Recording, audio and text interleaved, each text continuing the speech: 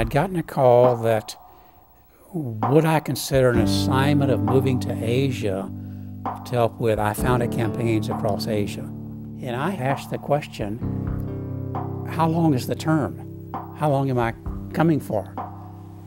And so I asked Betty, what are you thinking in terms of how long are you asking me to come? And he looked at me and he said, well, Jerry, when we challenge people to come to Asia, we'd like for them to come with a lifetime commitment. And I paused and I said, okay, took that step of faith. And that was our signing up term. Left there thinking, when I leave to go to Asia with my suitcase, we'll see where God leads, but it became a new faith adventure and chapter. I'd never been to the Philippines. And those of us that were assigned those days, we went to countries we'd never visited before, never seen before. You just read National Geographic, which is what I did, and found out about the Philippines. And that's the way you went.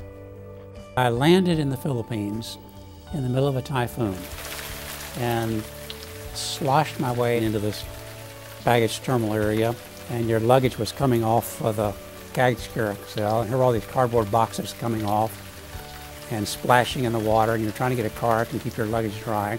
And that's how I landed in the Philippines. And sure enough, we walked into the Philippine Villages Hotel and walked into a meeting room, and we started talking about implementing a Here's Life campaign in Asia. I'd only been in the country 2 hours, and that's the speed we worked then. It was none of this, go to bed for 2 days, we'll call you. It was go right there.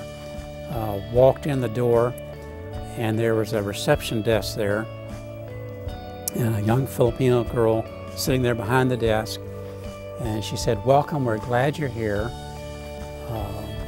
And that young lady, 4 years later, became my wife, Grace Torres, first Filipino I met.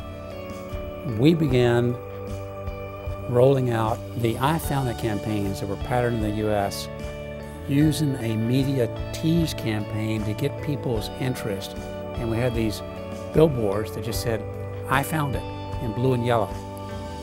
Didn't give the answer, just I found it.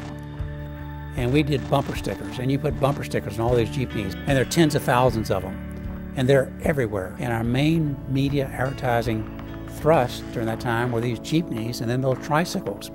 Tricycles are a motorcycle with a sidecar, and you could plaster those things, and the tricycle drivers loved it. You decorated their tricycle, and they became part of the media campaign. And when you say, okay, put this on, but don't tell anybody what it's about. It's just, I found it. Don't tell anybody the answer if you know it. Because many of these tricycle directors, these drivers were Christians and been trained in the churches. So you've got people's attention. They're saying, have you found it? What is all that about? What's that campaign about? What's that ad advertising? And no one knew until that second week. It was, I found it. You can find it too. New life in Jesus Christ. And then you gave ways to respond. There were no cell phones. Most people didn't have landline phones. This is Philippines, Thailand, Indonesia, Burma, India, Sri Lanka.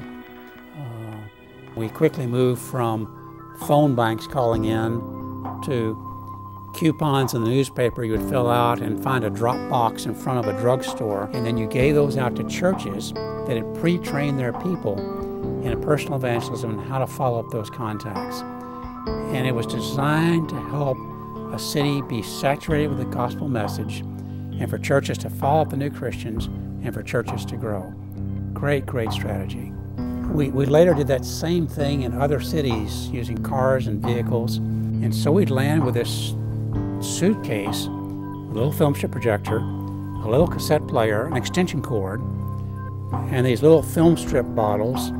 Hey, that was mediated training. That's how we trained thousands and thousands of people. If you're on a motorcycle and you have the guy that's going with you sitting on the back, he's got this training case on his shoulder and his hip. And so you're driving through the streets of Sri Lanka with this guy behind you with this case on top. And I'm not that good a motorcycle guy, but maintaining balance on the turns, and we are going through that traffic and through the ox carts. And it's not only the ox carts on the streets, it's what the oxes leave on the streets that make it a little more treacherous. And so you really had to dodge and zip around. At that time, we would leave. There were 3 or 4 of us single men who were working, and we would leave our home in Baguio and be gone for 2 months doing this type of thing, living with the staff, living in YMCAs, living in mission guest houses, come back to Baguio, get our mail, get the next assignment, go out for 2 more months, come back again, do it again. 3 years, wonderful 3 years of doing that.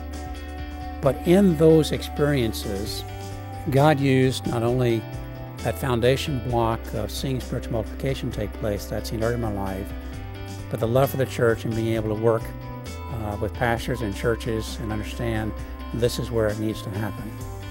So as I look at foundational blocks of my life, and having seen that fleshed out as I was able to work with I Found It campaigns and training churches, as they saw East Asia become the largest missionary sending base, and a large part of that is seeing the Church of Asia equipped and mobilized to send missionaries to the world to see the Great Commission fulfilled. It's been a good 40 years. God was good, and I'm so glad I said yes.